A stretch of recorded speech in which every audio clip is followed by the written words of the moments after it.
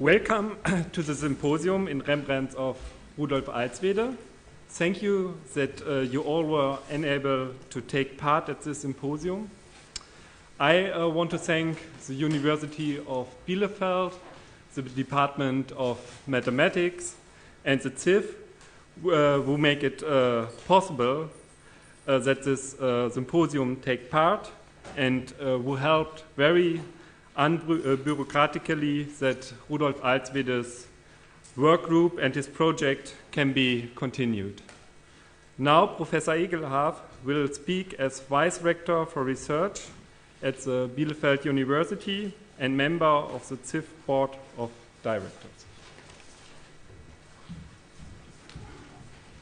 Yeah, thank you very much for this kind introduction. And my name is Martin Egelhaaf. This has already been mentioned, and I'm the Vice Rector for Research, Young Researchers and Transfer at Bielefeld University. And on behalf of the Rectorate of Bielefeld University, I would like to sincerely welcome all of you. Our Rector, Gerhard Sagerer, apologizes for not being able to be here today, but he sends his warmest regards. Rudolf Ahlswede was a brilliant scientist and a remarkable man. The fact alone that so many of you are here today is evidence for the influence he had in his discipline and the high esteem he was held in by everyone who knew him. I myself am a neurobiologist, not a mathematician. Therefore, I am not the right person to attempt to honor Rudolf Ahlswede's scientific legacy adequately. This is what you, his colleagues and students, will be doing during this symposium today and tomorrow. But even without understanding his complex theories, I and the Rectorate of Bielefeld University know what he has done for his university and what a great loss it is not to have him around anymore. Rudolf Ahlswede came to Bielefeld in 1975 to hold a chair for mathematics. This was only 6 years after the university has been founded, and in these early years he viewed it as one of his responsibilities to help shape the profile of the young faculty of mathematics and to put Bielefeld on the map in his discipline, as it were. Within only half a year, Rudolf Ahlswede shaped a main part of the applied mathematics division with professorships in combinatorics, statistical mechanics, and complexity theory, which was actually the first position in computer science at this university. He was highly involved then in the foundation of our technical faculty, which turned out to be a great success and is now an integral part of Bielefeld University. In 1989, Rudolf Ahlswede managed to establish a collaborative research center, or Sonderforschungsbereich as it is called in German, on discrete structures in mathematics. This collaborative research center was prolonged 2 times and lasted until the year 2000, becoming one of the longest running projects of this kind at Bielefeld University. Just 1 year after the collaborative research center was phased out, he started the large-scale interdisciplinary project General Theory of Information Transfer and Combinatorics at the Center for Interdisciplinary Research, the CIF, which ran from 2001 to 2004.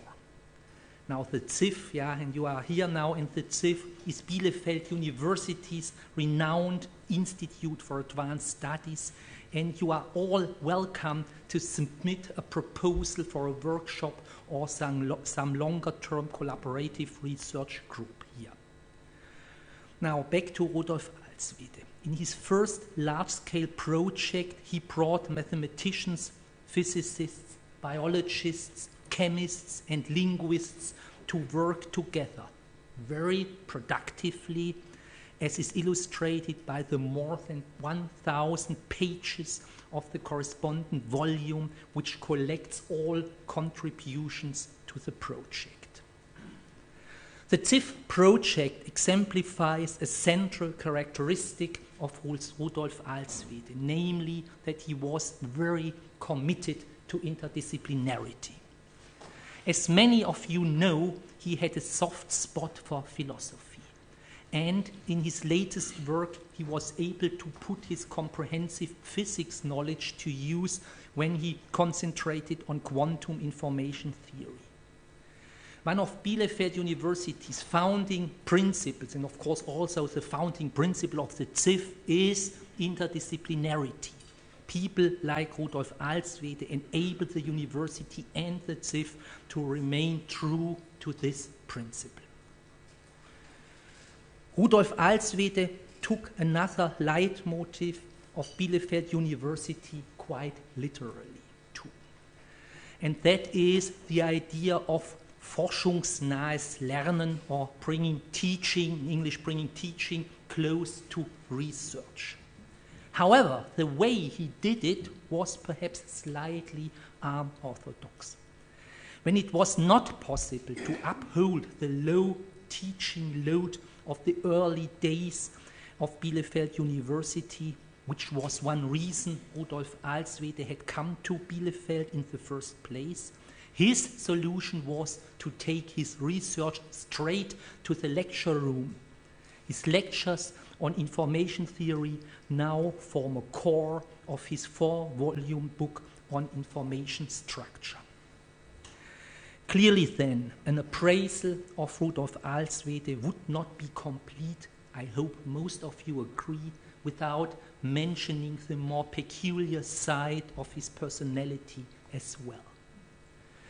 While he was always involved in the university's self-administration, for instance, as a member of the faculty conference or as dean, and always demonstrated loyalty to the institution externally, he was at some time critical of certain developments and practices.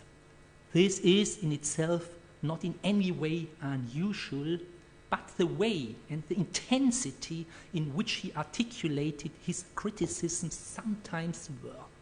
For example, at one point he fought with great conviction for the rights of the emeriti, drumming up 6 or 7 former professors to come to the academic senate to make his point. I am not sure whether he was really successful with this. Now, disputes like these notwithstanding, Rudolf Ahlswede maintained strong ties with the university and with the CIF in particular, even after his retirement, and was still actively doing research when he passed away so unexpectedly.